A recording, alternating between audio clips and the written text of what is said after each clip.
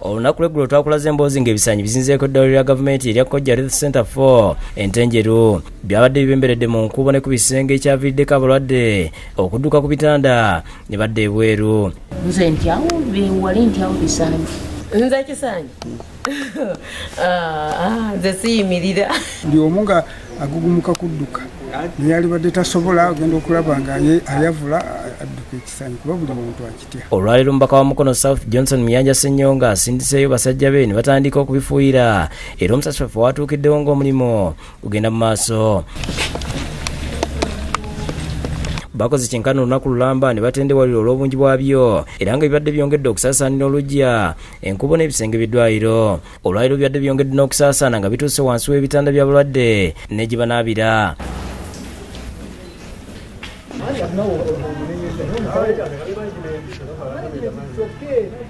Bano era bagezezaako n'okufuuyira emiti egiriraanye eddwaliro kwe biva.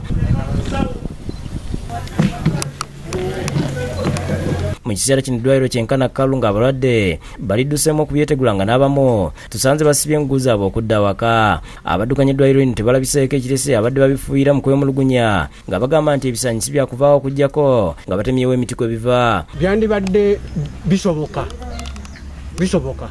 singa tubadde tusobola okukwatiza awamu. Esanga nti buli muntu ali ku bibye, buli omu ali ku lulwe, buli omu ali ku bibye, kireetedde ebisaanyi bino kugenda nga byeyongera. Buli muti nga bwogirabye wano emiti negigenda nga gijjula obugayavu bubaddemu kwegamba. Naye obuzibu bwava ku bulagajjavu obuli ku ddwaliro. Ate nga abantu bangi bali ebalwadde naye buli muntu wawulira nti ebisaanyi biri ku ddwaliro bayinza n'okufiira eyo lwakutya kujja lwa bisaanyi. Naddala abakazi batya nnyo ebisaanyi. Tutya nnyo ffe ebisaanyi era nze natidde nnyo naye bekikwatako bakikoleko. Binaafa byo obifula babifula naye binaafa. Ye ssentebe w'eggombolola ennyamidde olw'ebisaanyi ebituuse n'okugoba abalwadde ku bitanda. Andaktwali bya bulabe kubanga bisobola okuleeta ekizibu naddala singa biba bituuse n'okutambula okuyingira mu malwaliro. Abakulembeze okuli sipiika wa Mukono Emmanuel Mbonye n'omubaka Ssenyonga basabye abantu okuba bakkakkamu nga bwe bakola ku nsonga yaabwe. Tebitiisa nti bisaanyi bisoose mu Uganda era it is an epidemic oba kiguddewo bugwinga Ebola bwanajja.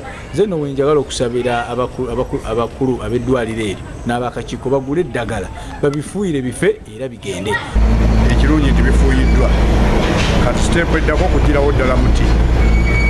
Olwekyo tulowooza tugenda kusaba bummeme ejjejjeko waya zaayo z'amasannyalaze tusobole okugutema bugane kukosa bantu. David Musikalyankolo yakusakedde Guleno ku Lwabukedde TV.